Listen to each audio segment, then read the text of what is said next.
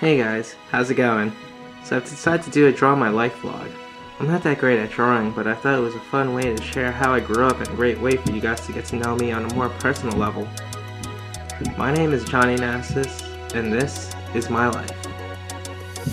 I was born on December 3rd. I am one of two children my mom and dad had. That's my older brother. His name is Nielsen. When I was born, my parents had trouble giving me a name, but of all the names they thought of, my mom had the best one. She named me Jonathan, after the actor who played Dada in The Goonies. Yeah, he's that little Asian dude with the slick shoes and the booby traps.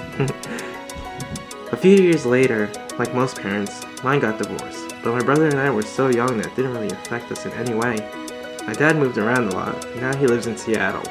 We still get along and talk, which is great, but since then, it's been my mom, my brother, and I.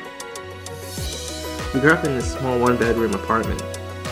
The bedroom was the biggest room though, so we split it so it's like we had our own room separate from mom. We weren't rich, but we made the best of it. Right next door to our apartment was a private Catholic school I've attended from kindergarten to 6th grade. I decided to leave at 6th grade because all my friends were going to the private Catholic high school, and I was the only one going to the public high school in town. I thought it would be best if I started attending public middle school, so by the time I got to high school, I had friends from the start, and I wouldn't be alone. So after I said my goodbyes to my friends, I started middle school, which I thought would be a blast. But boy, was I wrong. Once I started 7th grade, that was the worst year ever. Everyone knew each other, and being the new kid, I was an easy target and got made fun of. I didn't really have anyone who I can call a real friend until the end of the year, but as 8th grade came along, things got better. When I started high school, that's when I started to play bass. Everyone in town played guitar, and there was only one good drummer, so in order for me to be in a band with the people I wanted, I picked up bass. But I never thought I'd stick to it to this day. When I started college, a couple of friends of mine and I started to put on shows at local VFW halls. We called our company Flying Squirrel Productions. Don't ask me how I got the name, my friend just thought of it. We wanted to help the music scene, and I started booking local bands to play shows. We also booked Old Time Low a couple times because our friends recommended we give them a chance. Who knew they'd be big? We did this for a couple years, and then I decided to leave because I wanted to be in a band again. After meeting people from the music scene, I was recommended to join the studio band with this girl singer named Jessie. That band name was called Darling. It was my first time being in a girl-fronted power pop band. It was a lot of fun, and we got a lot of help from bands such as Angels and Airwaves. Oh yeah, her brother-in-law plays bass for them. So it was cool hanging out and going to their concerts every time they were in the area.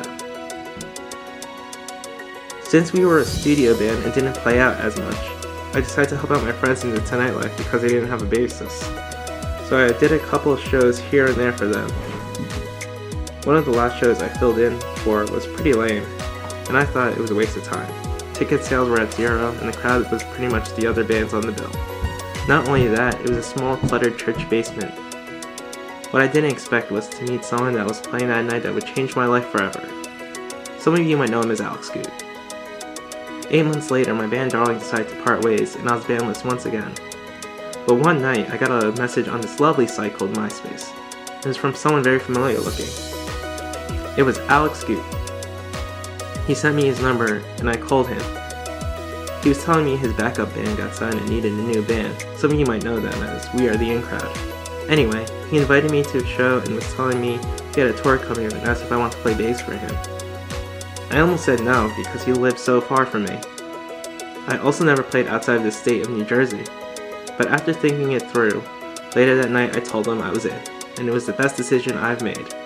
So we hit the road in the van and trailer and toured the US and Canada.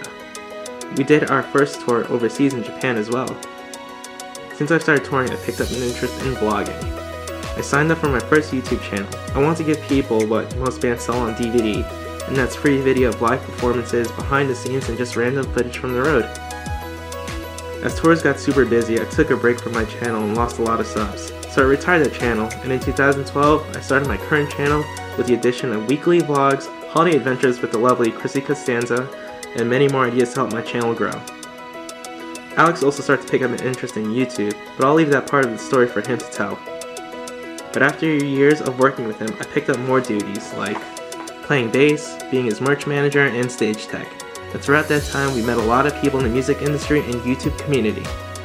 Most of them we are happy to call our closest friends. Now we are at the part of the story that doesn't end with me being a successful YouTuber. Even though I had successful friends in the business, I never asked them for help.